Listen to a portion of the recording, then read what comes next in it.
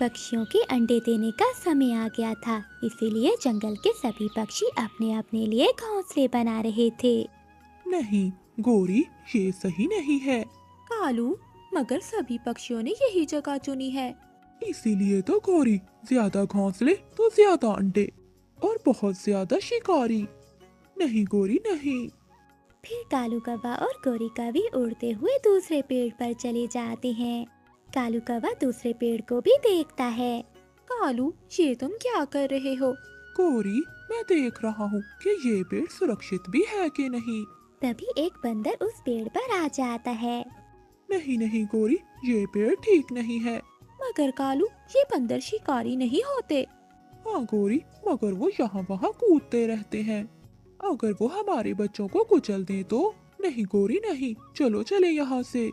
कालू, हमें अंडे देने के लिए घोंसला चाहिए। अगर तुम ऐसे ही करते रहे तो ये मौसम भी चला जाएगा और हम अपने बच्चों के साथ बिना घोंसले के ही रह जाएंगे। फिर कालू कौवा और गोरी कौवी उड़ते उड़ते पहाड़ों की ओर चली जाते हैं। गोरी, ये जगह बहुत अच्छी है। यहाँ ना तो बहुत ज्यादा घास है और ना ही कोई खड्डे। ये हमारे होने वाले बच्चों के लिए बहुत अच्छी जगह है। हाँ कालू जी, मुझे ये जगह पसंद है। चलो हम अपना घोंसला बनाते हैं। तभी उन पहाड़ों पर रहने वाली एक चील उन कौवा और कौवी को देख लेती है। अरे वाह, कौवा और कौवी, और ये अंडे देने का मौसम है। मैं तब तक इनके सामने नहीं आऊंगी जब तक ये अंडे नहीं दे देते। कालू कौवा और गोरी कौवी बहुत खुश थे। वो दोनों मिलकर अपने लिए घोंसला बनाते हैं। कालू, तुम थोड़ी देर आराम कर लो, सुबह से काम कर रहे हो। नहीं नहीं गोरी, बच्चों के आने से पहले मुझे एक अच्छा सा घोंसला बनाना होगा। कालू कौवा और गोरी कौवी अपने लिए एक अच्छा सा घोंसला बना लेते हैं। ऐसे ही समय गुजरता जाता है। एक दिन गोरी कौवी 3 अंडे देती है। वो पति पत्नी बहुत खुश थे। गोरी, अब जल्द ही ये घोंसला हमारे बच्चों की काय काय से गूंज उठेगा। हाँ कालू जी, हमारे बच्चे, हमारा परिवार। गोरी, हम दोनों एक अच्छे माता पिता बनेंगे। एक दिन कालू कौवा गोरी कौवी के लिए दाना लेने जाता है। दूर से बैठी जालिम चील उन दोनों को देख रही थी। कालू कौवी के जाते ही वो गोरी कौवी के पास जाती है। चील, सोचना भी नहीं, अगर तुम मेरे बच्चों के पास आई तो मैं तुझे मार दूंगी। अच्छा कौवी, तो कर मेरा मुकाबला। कालू, कालू बचाओ, कालू बचाओ। गोरी कौवी अपने अंडों को बचाने की कोशिश करती है, मगर वो चील गोरी कौवी को अपने पंजों में दबोच लेती है। चील, मैं अपने बच्चों को कुछ नहीं होने दूंगी। कालू, कालू जल्दी आओ। कालू कौवा गोरी कौवी की आवाज सुनकर वहाँ से भागता है। गोरी, मैं आ गया। कालू कौवा आते ही चील पर हमला करता है, लेकिन वो चील बहुत ताकतवर थी। वो कालू कौवे को दूर फेंक देती है और कौवा और कौवी के अंडे खा जाती है। दोबारा चील से कभी भी लड़ने की कोशिश न करना। वो जालिम चील वहाँ से चली जाती है। गोरी, मैं अपने बच्चों को नहीं बचा पाया। मैं आज बहुत शर्मिंदा हूँ। कौवा और कौवी ऐसे रोते रहते हैं। रात हो जाती है। कालू जी, इसमें आपकी गलती नहीं है। ये सारी गलती उस चील की है और उसे कीमत चुकाना होगी। कालू, मैं उस चील से बदला लूंगी। गोरी, हम उस चील का मुकाबला नहीं कर सकते। कालू, मैं उससे बदला लूंगी, पता नहीं कैसे, मगर मैं उसे नहीं छोड़ूंगी कि वो जालिम चील फिर से किसी के बच्चों को जुदा न कर पाए। लेकिन गोरी, हम उस चील से मुकाबला कैसे कर पाएंगे? वहीं से एक गुजरती हुई चिड़िया उन दोनों की बातें सुन लेती है। कबो, तुम बदला ले सकते हो। बताओ चिड़िया, हम क्या कर सकते हैं? जब आपका दुश्मन मजबूत हो तो आपको उसका मुकाबला उससे भी मजबूत दुश्मन से करवाना होगा। चिड़िया, हमें क्या करना होगा? फिर रानू चिड़िया उन्हें एक योजना बताती है। अगली सुबह वो योजना के अनुसार अपने घोंसले से निकलते हैं। वो उड़ते उड़ते इंसानों की बस्ती में जाते हैं। वो सरपंच के घर के सामने जाकर बैठ जाते हैं। सरपंच के नौकर बाहर खड़े थे। कालू कौवा वहाँ से उड़ता है और खिड़की के रास्ते अंदर जाता है। वो सरपंच की पत्नी का सोने का हार उठाकर वहाँ से बाहर निकल जाता है। पति जी देखिए, वो कौवा मेरा सोने का हार लेकर भाग गया। अरे नौकरों, पकड़ो इन कौवों को। वो दोनों कौवे पहाड़ों की ओर उड़ रहे थे और वो दोनों नौकर भी कौवों के पीछे पीछे भाग रहे थे। कौवा और कौवी वो सोने का हार जाकर गुफा के बाहर फेंक देते हैं। दुष्ट चील, निकल बाहर, आज तू मुझसे नहीं बच पाएगी। और खुद जाकर अपने घोंसले में बैठ जाते हैं। कौवे की बात सुनकर वो चील बाहर आती है। अरे वो देखो, वो रहा सोने का हार। अरे भाई वो देखो, वो तो चील है, बहुत बड़ी चील है। हम इसे पकड़ कर ले जाते हैं, हमारा मालिक बहुत खुश हो जाएगा। फिर वो दोनों जाकर चील को पिंजरे में बंद कर लेते हैं और सोने का हार वहाँ से उठा लेते हैं। ऐसे चील को अपने किए की सजा मिल जाती है। जिंदगी और मौत जीवन का एक हिस्सा है। जिंदा रहने के लिए शिकार का करना जरूरी है, लेकिन हर जीव अपनी सुरक्षा का जिम्मेदार खुद है, क्योंकि सबसे ऊंचा उड़ने वाला पक्षी भी जहरीले जानवर का शिकार हो सकता है। इसलिए इस बात का ध्यान रखो कि कभी घमंडी और लापरवाह ना बनना। और याद रहे, तुम अपने आप को कितना भी ताकतवर समझ लो, लेकिन तुम जो दूसरों के साथ करोगी वैसा ही एक दिन तुम्हारे साथ भी होगा। तेज बारिश में आवारा कालू कौवा उड़ता हुआ घर जा रहा था। तभी कालू कौवे की नजर एक कौवी पर जाती है जो लाल रंग का छाता लिए बैठी हुई थी। कालू कौवा कौवी के पास जाता है। सुंदर कवि जी, मेरा नाम कालू है और आप इतनी तेज बारिश में यहाँ क्या कर रही हैं? कालू जी, मेरा नाम गौरी है और मैं इस बारिश को एंजॉय कर रही हूँ। एक बात कहूँ गौरी जी? हाँ हाँ बोलो। गौरी जी, आप बहुत सुंदर हैं और मैं आप जैसी कवि की तलाश में था। क्या आप मुझसे शादी करोगी?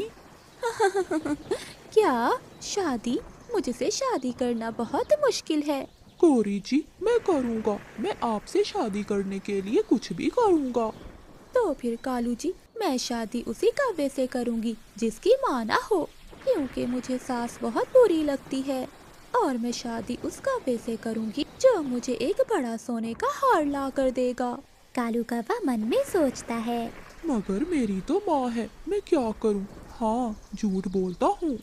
ये सोचने के बाद कालू कौवा गौरी कवि से कहता है। गौरी जी, तो फिर तुम्हारी और मेरी शादी पक्की। मैं आपको एक बड़ा सोने का हार भी ला कर दूंगा और मेरी माँ भी नहीं है। क्या क्या सच में तुम्हारी माँ नहीं है? इसका मतलब मेरी सास नहीं होगी। और हाँ, क्या तुम मुझे सोने का हार भी लेकर दोगे ना? गौरी जी, तुम चिंता नहीं करो, मैं कल ही तुम्हारे लिए सोने का हार लेकर आऊंगा और आपको ब्याह कर ले जाऊंगा। घर कहाँ है आपका? मेरा घर वो सामने बेरी के पेड़ पर है, मगर मैं तुम्हें कल इसी जगह पर ही मिलूंगी। ऐसा कहते हुए गौरी कवि वहाँ से चली जाती है। अब मैं माँ का क्या करूँ? मुझे कवि से शादी करने के लिए माँ का कुछ न कुछ तो करना ही होगा। जंगल में बारिश थम जाती है। कालू कौवा वहाँ से उड़ता है और सीधा मिठू तोते के पास जाता है। मिठू यार, क्या तुम मुझे थोड़े पैसे उधार दोगे? मैंने अपनी होने वाली पत्नी के लिए सोने का हार खरीदना है। शक्ल देखी है अपनी, पहले ही तुम कितनी बार उधार लेकर मुझसे पैसे खा चुके हो। अब तुम्हें इस जंगल में कोई भी उधार नहीं देने वाला। वो निराश होकर वहाँ से उड़ जाता है। गुफा के पास बैठी हुई बूढ़ी चील कालू कौवे को आवाज देती है। कौवे, ओए कौवे, मेरी बात सुनो। कालू कौवा डरते डरते चील के पास आता है। चाचा चील, चील माँ जी, क्या बात है? काले कौवे, बहुत दिन बीत गए ताजा मांस खाए हुए। अगर तुम मुझे कोई ताजा पक्षी ला दो तो मैं तुम्हें पूरे 1000 रुपए दूंगी। 1000 रुपए का नाम सुनकर कालू कौवा बहुत खुश हो जाता है। अगर 1000 रुपए मिल जाए तो मैं अपनी होने वाली पत्नी के लिए सोने का हार ले सकता हूँ। क्या चील माँ जी, क्या आप सच कह रही हो? तो और क्या, मैं इस उम्र में क्या झूठ बोलूंगी तुम्हें। तो फिर कोई ना कोई पक्षी मैं लेकर आता हूँ, क्योंकि मुझे भी पैसों की बहुत जरूरत है। कालू कौवा उड़ता हुआ जा रहा था कि उसे बुलबुल नजर आती है और वो बुलबुल के पास जाता है। बुलबुल, पहाड़ों पर मेरी दोस्त चील मिठाई बांट रही है। चलो मेरे साथ चलो, मैं तुम्हें भी मिठाई लेकर देता हूँ। काले कौवे, तुम ही खाओ चील से मिठाई लेकर, मैं नहीं खाऊंगी। बुलबुल वहाँ से उड़ जाती है और कालू कौवा उड़ता हुआ कबूतर के पास जाता है। कबूतर यार, सुना है पहाड़ों पर रहने वाली चील बहुत बीमार है। चलो मिलकर उसे देखने चलते हैं। दुष्ट कौवे, मेरा चील से क्या संबंध? जैसे बुरे तुम वैसे बुरी वो चील। चल भाग यहाँ से। फिर निराश होकर कालू कौवा अपने घर की ओर चला जाता है। कालू बेटा, आ गए हो? आज कोई काम भी किया या आवारा ही घूम कर आ गए हो? माँ, थक गया हूँ सुबह से काम कर करके। घर में कुछ खाने को है? कालू बेटा, अगर तुम कुछ कमा कर लाओगे तो फिर ही कुछ खाने को मिलेगा। जो तुम्हारे बाप की कमाई थी वो तो अब खत्म हो गई है। रात हो जाती है, सभी पक्षी सो जाते हैं, मगर जाग रहा था तो कालू कौवा। वो तो बस यही सोच रहा था कि अपनी होने वाली पत्नी को सोने का हार कहाँ से लेकर दे और अपनी माँ का क्या करे। तभी कालू कौवे के दिमाग में एक शैतानी खेल आता है और वो मुस्कुराते हुए सो जाता है। अगली सुबह हो जाती है। कालू कौवा अपनी माँ से कहता है, माँ, चलो दूसरे जंगल में मेला लगा हुआ है। आज मैं अपनी माँ को मेला दिखा कर लाता हूँ। मेले का सुनकर कौवे की माँ बहुत खुश होती है। आज तो मेरा बेटा बहुत खुश लग रहा है। हाँ माँ, जल्दी करो, हम भोजन वहीं जाकर करेंगे। फिर कालू कौवा अपनी बूढ़ी माँ को अपने साथ लेकर निकलता है। कौवा बहुत बुरा था। जब उसे चील को कुछ भी खिलाने को नहीं मिलता तो वो अपनी माँ को लेकर जा रहा था। कालू कौवा अपनी माँ को साथ लेकर गुफा के पास जाता है। कालू बेटा, यहाँ तो कोई भी मेला नहीं है। माँ, ये बूढ़ी चील मेरी दोस्त है, ये भी हमारे साथ जाएगी। चील, चील दी कहाँ हो? जल्दी बाहर आओ। फिर चील कालू की आवाज़ सुनकर बाहर आती है। चील जी, आप मुझे जल्दी से 1000 रुपए दें। मैं मेले की टिकट लेकर आता हूँ और फिर साथ में मेला देखने जाते हैं। साथ ही साथ कालू कौवा चील को संकेत देता है। बूढ़ी चील कालू कौवे की बात को समझ जाती है और कालू कौवे को 1000 रुपए दे देती है। मैं अभी मेले की टिकट लेकर आता हूँ। कालू कौवा पैसे लेकर वहाँ से चला जाता है। बूढ़ी चील गौर से कालू की माँ की तरफ देखती है। ये कौवा तो मुझे चूना लगाकर चला गया। ये कौवी तो बहुत बूढ़ी है, मैं इसे भला कैसे खाऊंगी? क्या आप मुझे खाने वाली हो? 1000 में खरीदा है मैंने तुम्हें उस कौवे से, मगर तुम पर तो जरा भी मांस नहीं है। ये सुनकर कालू कौवे की माँ रोने लग जाती है। वो कौवा कोई गैर नहीं, मेरा अपना बेटा है।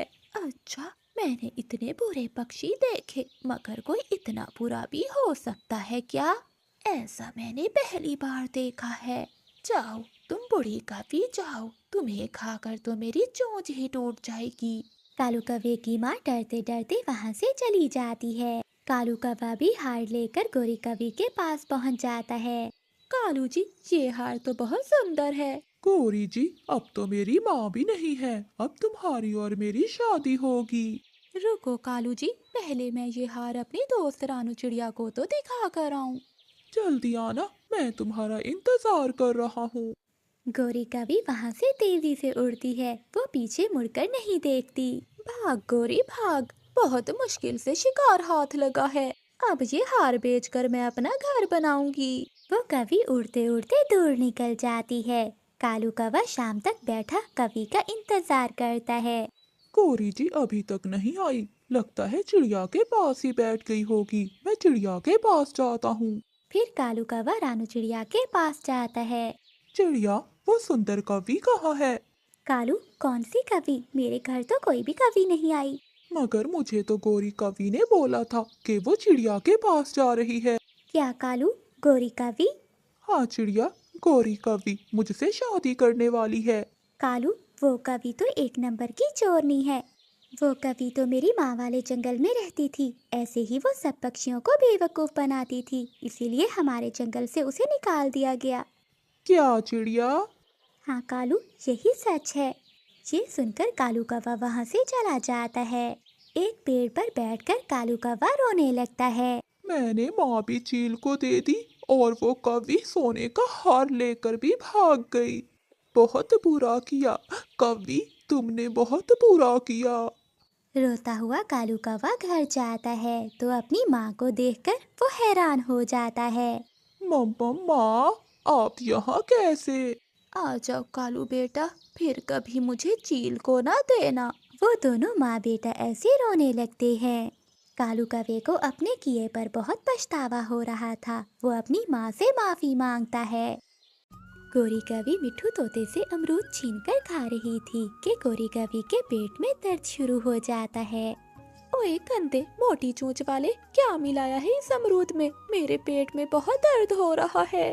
गौरी, जब दूसरों के फल चोरी करके खाओगी तो पेट में तो दर्द होगा। गोरी कवि के पेट में बहुत दर्द था। वो जल्दी से अपने घर जाती है। थोड़ी ही देर बाद गोरी कवि अपने घोंसले में एक अंडा दे देती है। अरे वाह, मेरा पहला अंडा। अब मैं माँ बनूंगी और कालू जी पिता। तभी कालू कौवा भी आ जाता है। कालू जी देखो, मैंने अंडा दिया है। गौरी, अब मैं पिता बनूंगा और तुम माँ। कालू जी, हमारा घर तो टूटा हुआ है। अगर ये छत नीचे गिर गई तो हमारा अंडा तो टूट जाएगा।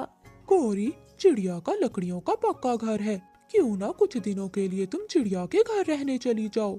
हमारा पहला अंडा है, मैं नहीं चाहता कि हमारे बच्चे को कुछ हो।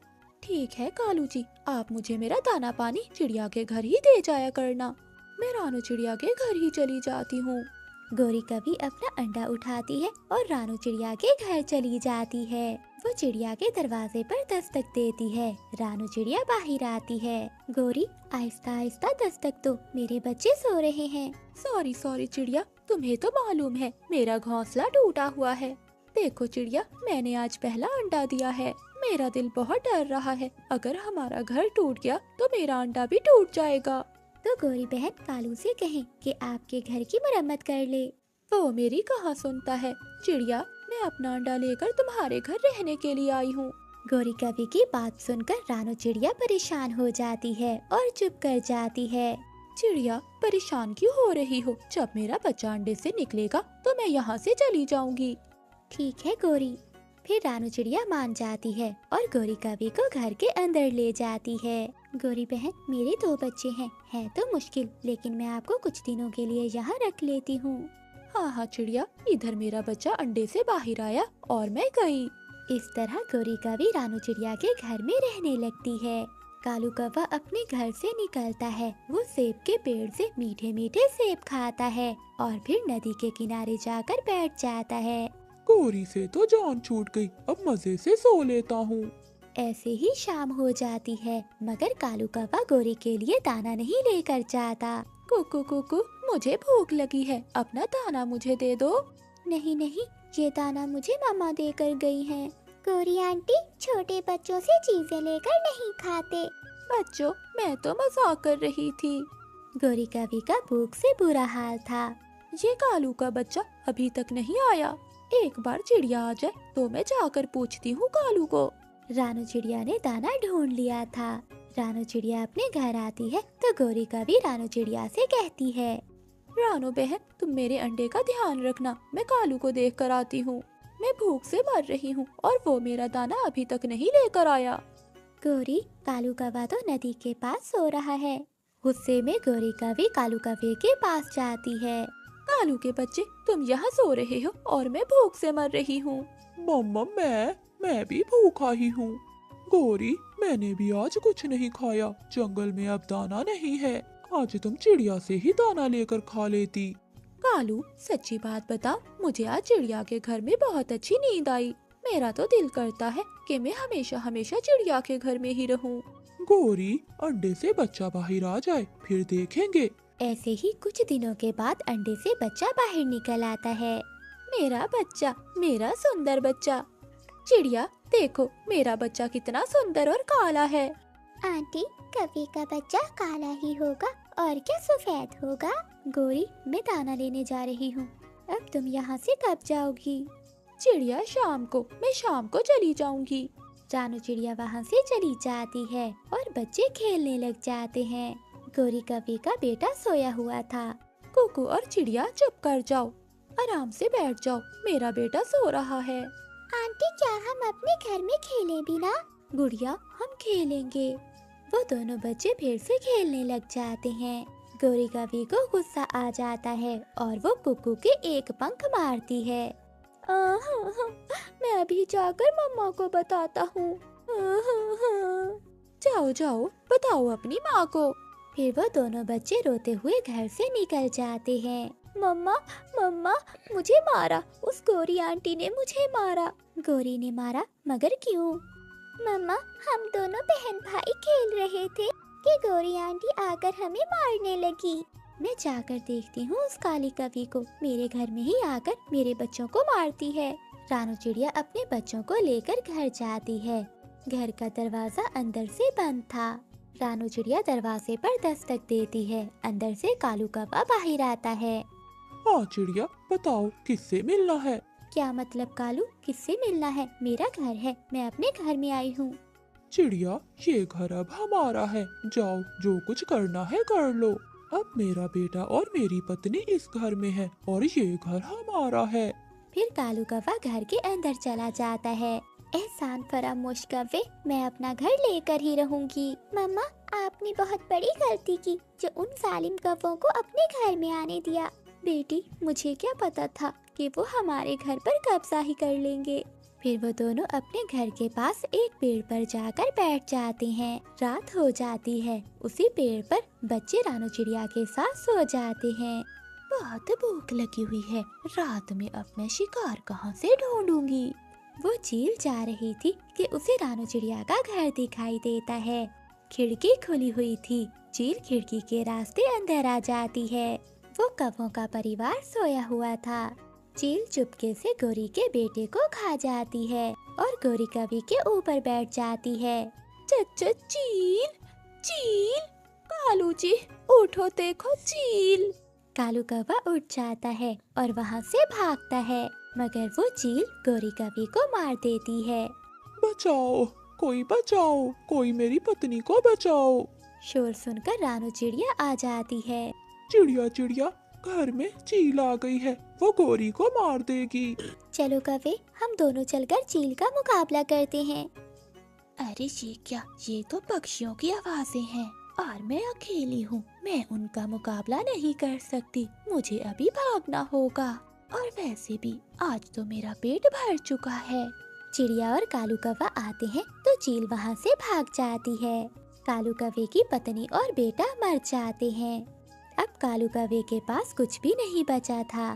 मेरा बेटा, मेरी गौरी पत्नी, सब खत्म हो गया। चिड़िया, सब खत्म हो गया। कौवे, ऊपर वाले ने मुझे इस चील से बचाना था, इसलिए आज मुझे घर से दूर रखा। चिड़िया, हमारे किए की सजा हमें मिल गई। रोता हुआ कालू कौवा वहाँ से चला जाता है। फिर रानू चिड़िया मरी हुई गौरी कवि को बाहर फेंक देती है और अपने बच्चों को कहती है, बच्चों अब घर आ जाओ, जुल्म अपने अंजाम को पहुँचा, अब ये घर हमारा है। कालू कौवा, टुन्नू चिड़ा और मिठू तोता तीनों कंवारे दोस्त नदी पर बैठे हुए थे। तभी गौरी कवि अपनी सहेली रानू चिड़िया के साथ नदी पर आती है।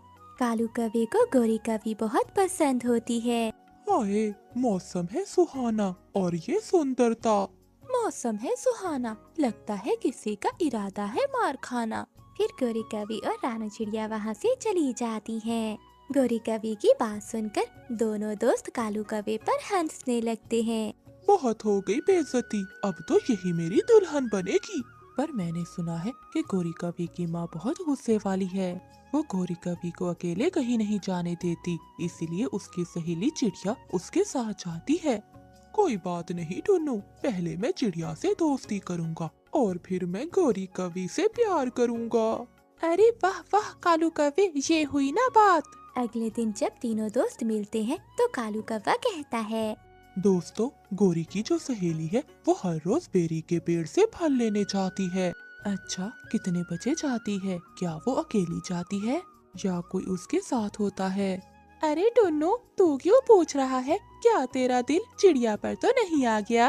वो तीनों दोस्त हंसने लगते हैं। तभी रानू चिड़िया वहाँ से गुजर रही थी। कालू कौवे की नजर रानू चिड़िया पर जाती है। वो तीनों दोस्त रानू चिड़िया को रोक लेते हैं।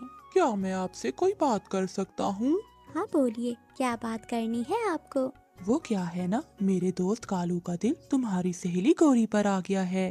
अच्छा, तो कालू कौवे को प्यार हो गया है? हाँ चिड़िया, प्यार है ही ऐसी चीज। अब इस टुन्नू चिड़े को ही देख लो, इसे भी किसी से प्यार हो गया है। चुप कर जा मिठू, हम यहाँ कालू की बात करने आए हैं, तो कालू की बात ही करने दो। ठीक है टुन्नू, वो क्या है चिड़िया कि मेरे दोस्त कालू का दिल तुम्हारी दोस्त गौरी कवि पर आ गया है और ये तुम्हारी दोस्त को अपनी दुल्हन बनाना चाहता है। इसलिए चिड़िया, मैं चाहता हूँ कि तुम पूछो, क्या वो भी मुझे चाहती है? कालू, जहाँ तक मैं जानती हूँ, मुझे लगता है कि मेरी सहेली का दिल भी तुम पर आ गया है। क्या सच? मगर एक प्रॉब्लम है। प्रॉब्लम? क्या प्रॉब्लम है? वो गौरी कवि की माँ गौरी की शादी अमीर घर में करना चाहती है। वो तुम जैसे मामूली कवि से गौरी की शादी नहीं करेगी। मैं भी कोई मामूली नहीं हूँ, मैं भी बहुत अमीर हूँ। ये सुनकर टुन्नू चिड़ा और मिठू तोता एक दूसरे को देखने लगते हैं। मेरा मतलब है मेरे पास ये दो कीमती दोस्त हैं, तो हुआ ना मैं भी बहुत अमीर। कालू कवि, आप बहुत भोले हो। फिर रानू चिड़िया वहाँ से चली जाती है और टुन्नू चिड़ा रानू चिड़िया को देखता ही रहता है। लगता है मेरी दो दो भाभियाँ आने वाली है। अगले दिन गौरी कवि जंगल के ढाबे में एक भूरे कौवे के साथ बैठी होती है। कालू कौवा, टुन्नू चिड़ा और मिठू तोता भी वहाँ आते हैं। ये मेरी गौरी के साथ कौन सा कौवा बैठा हुआ है? लगता है कालू, ये वही अमीर कौवा है जो उसकी माँ ने गौरी के लिए पसंद किया है। गौरी जी, मुझे जरा जाना होगा, मुझे एक काम याद आ गया है। ये कहकर भूरा कौवा वहाँ से चला जाता है। फिर कालू कौवा अपने दोस्तों के साथ वहाँ जाता है। कालू कौवा एक गुलाब उठाकर गौरी कवि से पूछता है, सुंदर गौरी कवि, क्या तुम मुझसे शादी करोगी? फिर गौरी कवि हाँ कर देती है। ये देखकर कालू कौवा बहुत खुश होता है। कालू जी, मैं तुम्हें बहुत पसंद करती हूँ, मगर हम दोनों एक नहीं हो सकते, क्योंकि मेरी माँ ने अमीर भूरे कौवे को मेरे लिए पसंद किया है। तुम चिंता नहीं करो, तुम बस मेरी ही पत्नी बनोगी। कालू जी, ये इतना आसान नहीं है जितना तुम समझ रहे हो। गौरी जी, तुम चिंता नहीं करो, अब देखती जाओ कि मैं क्या करता हूँ। फिर कालू कौवा एक प्लान बनाता है और अगले दिन गौरी कवि के घर एक नौकर बनकर जाता है। कौन हो तुम? माँ जी, जंगल से पता चला है कि आपको एक नौकर की जरूरत है। मेरा नाम कालू कौवा है। अच्छा कालू, खाना बनाना जानते हो? हाँ हाँ माँ जी, सब कुछ आता है मुझे बनाना। उस दिन के बाद गौरी कवि की माँ कालू कवि को काम पर रख लेती है। मौका मिलते ही गौरी कवि और कालू कौवा मिलते और प्यार भरी बातें करते। सुनो नौकर, आज मेरी बेटी के ससुराल वाले आ रहे हैं, खाना अच्छा ही बनाना। ठीक है माँ जी।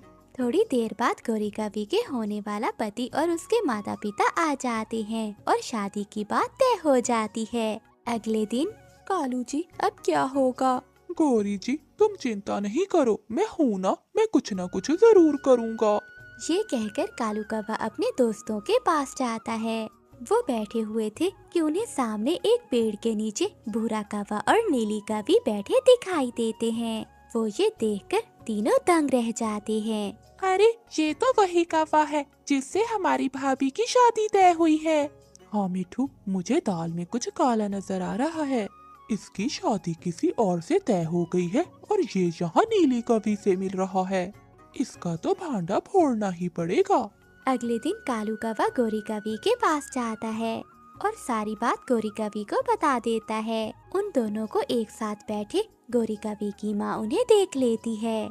नौकर कहीं के, तुम्हारी हिम्मत कैसे हुई मेरी बेटी के पास बैठने की? निकल जाओ यहाँ से। माँ जी, मैं आपकी बेटी से शादी करना चाहता हूँ। क्या? शादी? वो भी तुम जैसे नौकर से? निकल जाओ, मेरे घर से निकल जाओ और मेरी बेटी के करीब न आना। वो कालू कवि को गुस्से में घर से बाहर निकाल देती है और अगले ही दिन गौरी कवि की शादी करने का प्लान बना लेती है। अगले दिन जब गौरी कवि और भूरे कवि की शादी होने लगती है तो कालू कौवा वहाँ आता है। माँ जी, ये शादी रोक दीजिए, वरना आपकी बेटी की जिंदगी खराब हो जाएगी। तुम फिर यहाँ आ गए। अगर अब मैंने तुम्हें दोबारा देखा तो मैं तुम्हारा बहुत बुरा हाल करूँगी। मैं कहीं नहीं जाऊंगा, पहले आप मेरी बात तो सुने। फिर कालू कौवे के दोस्त टुन्नू चिड़ा और मिठू तोता नीली कौवी और उसके बच्चों को साथ ले आते हैं। भूरा कौवा ये देखकर डर जाता है। रुक जाओ, ये शादी रोक दो। भूरा कौवा पहले से ही शादीशुदा है और ये रही उसकी पत्नी और उसके बच्चे। ये सब देखकर भूरा कौवा डर जाता है और गोरी कौवी की माँ से माफी मांगता है। मुझे माफ कर दो माँ जी, मैं गोरी कवि की सुंदरता देखकर बहक गया था। ऐ ऊपर वाले, ये क्या हो गया? अब मेरी बेटी से कौन शादी करेगा? माँ जी, मैं हूँ ना आपकी बेटी से शादी करने के लिए, मैं तैयार हूँ। तू तो तैयार है मगर मैं तैयार नहीं। मैं तुझ जैसे गरीब कौवे से अपनी बेटी की शादी नहीं कर सकती। माँ जी, मैं गरीब नहीं हूँ, मेरे पास मिठू तोता और टुन्नू चिड़ा जैसे दो कीमती दोस्त हैं और मैं बहुत ईमानदार हूँ। फिर कालू कौवे की माँ भी मान जाती है। गोरी कौवी और कालू कौवे की शादी हो जाती है। सुनिए जी, आपकी सहेली की तो शादी हो गई, आपका क्या ख्याल है मेरे बारे में? रानू चिड़िया मुस्कुराती है। मोटी चोंच वाले, तो तुम ही हो वो चोर जो हर रोज हमारे अमरूद चोरी कर रहा है। गोरी, मैं तो कहता हूँ इस मोटी चोंच वाले को पेड़ के साथ उल्टा लटका देते हैं, एक रात बंधा रहेगा तो अकल टिकाने आ जाएगी। नहीं नहीं काफो, मुझे माफ कर दो, मैं दोबारा यहाँ नहीं आऊँगा। अरे मिठू, क्या तुम हमें जानते नहीं हो? हम भला कौवे कहाँ माफ करने वाले हैं। चलो कालू, इसे उल्टा ही लटकाते हैं, बहुत मजा आएगा। फिर वो कौवे मिठू तोते को पेड़ से उल्टा लटका देते हैं। मिठू तोता सारी रात ऐसे लटका ही रहता है। दुष्ट कौवे, बहुत बुरे हैं वो काले कौवे। अगली सुबह हो जाती है। रानू चिड़िया वहीं से गुजर रही थी तो वो मिठू तोते को देख लेती है। वो तुरंत आकर मिठू तोते को आजाद कराती है। मिठू भैया, ये आपके साथ किसने किया? चिड़िया, वो काले कौवे, वो दुष्ट कौवे बहुत बुरे हैं। मैंने तो बस एक अमरूद ही खाया था, मुझे उसकी इतनी बड़ी सजा दी उन्होंने। मिठू भैया, वो कौवे बहुत बुरे हैं, आप फिर से यहाँ कभी नहीं आना। चिड़िया चलो, इससे पहले कि वो दुष्ट कौवे आ जाएं। फिर मिठू तोता और रानू चिड़िया वहाँ से चली जाती हैं। थोड़ी देर बाद कौवा और कौवी भी आ जाते हैं। अरे कालू, वो मोटी चोंच वाला कहाँ चला गया? गोरी, लगता है वो भाग गया है। कालू, अब वो मोटी चोंच वाला दोबारा नहीं आएगा। ऐसे ही कुछ दिन बीत जाते हैं। एक दिन रानू चिड़िया घोंसले में लेटी हुई थी। गुड़िया अपनी मम्मा से कहती है, मम्मा, मुझे बहुत भूख लग रही है, मैंने कल से कुछ नहीं खाया। गुड़िया बेटी, आज मेरी तबीयत ठीक नहीं है, लगता है मुझे बहुत तेज बुखार है। मैं उड़ नहीं सकती, इसलिए मैं भोजन नहीं ला सकी। मगर मम्मा, मुझे तो बहुत तेज भूख लगी है। गुड़िया बेटी, मुझे पता है आप उड़ तो नहीं सकती, मगर आप घोंसले से बाहर नहीं जाना, मैं आपके लिए कुछ लेकर आती हूँ। ठीक है मम्मा, आप जल्दी से मेरे लिए भोजन ले आओ, मैं आपका इंतजार करूँगी। रानू चिड़िया जंगल में दाना ढूंढती है मगर उसे कहीं भी दाना नहीं मिलता। फिर वो कौवों के बाग के पास जाती है। आज एक फल यहीं से तोड़ लेती हूँ, इतनी दूर उड़ने की हिम्मत मुझ में अब नहीं रही और मेरी गुड़िया भी भूख से तड़प रही होगी। रानू चिड़िया अमरूदों के पेड़ के पास जाती है और वहाँ से एक फल तोड़ने लगती है। वहीं दूर कालू कौवा और गोरी कौवी रानू चिड़िया को देख लेते हैं। कालू, वो देखो सामने रानू चिड़िया। गोरी, आज तो मजा ही आ जाएगा, ये चिड़िया सबकी मदद करती है, सभी से बहुत पसंद करते हैं, आज चोरी के बहाने हम इसे पकड़ लेंगे। फिर कालू कौवा और गोरी कौवी रानू चिड़िया के पास जाते हैं। कोई हमारे अमरूद चुरा रहा था तो तुम ही हो वो चोर। नहीं नहीं गोरी, मैंने आपका कोई भी अमरूद नहीं चुराया, आपको कोई गलतफहमी हुई होगी। फिर कौवा और कौवी रानू चिड़िया की एक भी बात नहीं सुनते और उसे पेड़ से बांध देते हैं। कौवो, मुझे छोड़ दो, मेरी बेटी घर में अकेली है। अच्छा कालू, सुना है इसकी बेटी अकेली है। हाँ हाँ गोरी, जरा सोचो, अगर कोई बड़ा पक्षी उसे खा गया तो इस छोटी सी चिड़िया का क्या होगा? दुष्ट कौवे, तुमने जो मेरे साथ किया है तुम्हें इसका हिसाब देना होगा। रानू चिड़िया सारी रात पेड़ से बंधी रहती है। रानू चिड़िया की तबीयत पहले ही बहुत खराब थी, सारी रात बाहर रहने से वो और भी ज्यादा बीमार हो जाती है। मम्मा अभी तक क्यों नहीं आई? मैं मिठू अंकल से जाकर पूछती हूँ। मिठू तोते का घर पास में ही था। गुड़िया मिठू तोते के घर जाती है। मिठू अंकल, मेरी मम्मा मेरे लिए फल लेने गई थी, वो अभी तक लौट कर नहीं आई। गुड़िया, तुम्हारी मम्मा भला कहाँ जा सकती हैं? चलो हम चलकर देखते हैं। फिर मिठू तोता गुड़िया को साथ लेकर जाता है और वो पूरे जंगल में रानू चिड़िया को ढूंढते हैं, मगर उन्हें रानू चिड़िया कहीं नहीं मिलती। तभी उड़ता हुआ कबूतर वहाँ आता है। मिठू, मैं उन कौवों के बाग से गुजर रहा था कि मुझे वहाँ चिड़िया बंधी हुई नजर आई। तुम्हें तो पता है कि मैं अकेला कुछ नहीं कर सकता, इसलिए मैं तुम्हारे पास आ रहा था। मेरी मम्मा ठीक तो है ना अंकल? हाँ गुड़िया बेटी, तुम्हारी मम्मा ठीक होगी। फिर वो सब उड़ते हुए रानू चिड़िया के पास जाते हैं। फिर वो सब रानू चिड़िया को आजाद कराते हैं। माँ, मुझे माफ कर दो, मैंने आपसे जिद की कि मुझे फल खाना है। गुड़िया बेटी, तुम चिंता नहीं करो, मैं बिल्कुल ठीक हूँ। फिर कौवा और कवि भी वहाँ आ जाते हैं। कालू, जरा देखो इन पक्षियों को, इन सब की कितनी हिम्मत कि इन्होंने चिड़िया को आजाद कराया। काले कौवो, तुम बहुत बुरे हो, तुम दोनों को इसकी सजा जरूर मिलेगी। चलो कालू, इन पक्षियों को मजा सिखाते हैं। कालू कौवा और गोरी कवि पक्षियों पर हमला करने ही वाले थे कि वहाँ चील आ जाती है। अरे पक्षियों, क्या हुआ? तुम सब मेरे बाग में क्या कर रहे हो? चील दी, ये बाग हमारा है। तुम्हारा ये कब से हो गया? मैं कुछ दिन के लिए यहाँ से गई तो तुमने मेरे बाग पर कब्जा कर लिया। हाँ चील दी, इन कौवों ने हम पर बहुत अत्याचार किया है। पहले मुझे पेड़ से उल्टा लटकाया और रात को चिड़िया को भी यहाँ बांधे रखा। अरे काले कौवो, तुम्हारी इतनी हिम्मत! फिर चील कौवों पर हमला करती है और उन्हें बहुत मारती है। फिर चील कौवों को पेड़ से उल्टा लटका देती है और वो सारी रात पेड़ से ऐसे ही उल्टा लटके रहते हैं। चिड़िया, तुम्हें तो पता है कि मेरी कोई औलाद नहीं है। मेरे इस बुढ़ापे में तुम ही मेरा सहारा बनी हो। तुम मेरी बहुत अच्छी दोस्त हो। चील माँ जी, आपका दिल बहुत नरम है, वरना मुझ जैसी छोटी सी चिड़िया से कौन भला दोस्ती करता। मुझे बहुत प्यास लगी हुई है, चलो बेटी नदी से पानी पीने चलते हैं। फिर रानू चिड़िया और बूढ़ी चील नदी पर पानी पीने चली जाती हैं। नदी पर गोरी कवि पहले से आई हुई थी। बूढ़ी चील जी, आप इस गरीब चिड़िया के साथ भला क्या कर रही हैं? गौरी, ये चिड़िया मेरी बेटी जैसी है, मगर चीलें तो पक्षियों को खा जाती हैं। चुप कर जाओ गौरी, वो और चीलें होंगी, मैं उन जैसी चील नहीं हूँ। चलो बेटी, आगे चलते हैं। फिर रानू चिड़िया और चील वहाँ से चली जाती हैं। बूढ़ी चील का तो दिमाग खराब हो गया है, जो इस छोटी सी चिड़िया को अपनी बेटी बनाकर बैठी हुई है। अरे मुझ में क्या कमी थी? सारे जंगल में मेरी बुद्धि की मिसाल दी जाती है। इस चिड़िया की जगह पाने के लिए मुझे कुछ न कुछ तो करना होगा। फिर गोरी कवि वहाँ से चली जाती है। रास्ते में गोरी कवि की नजर दो उल्लुओं पर पड़ती है। लगता है उस बूढ़ी चील का दिमाग खराब हो गया है, जब देखो उस छोटी चिड़िया के साथ ही रहती है। तुम ठीक कह रहे हो, अगर मेरा बस चलता तो मैं उस छोटी चिड़िया को मार देता। अगर मेरा बस चलता तो मैं उस चील को मार देता और जंगल पर राज करता।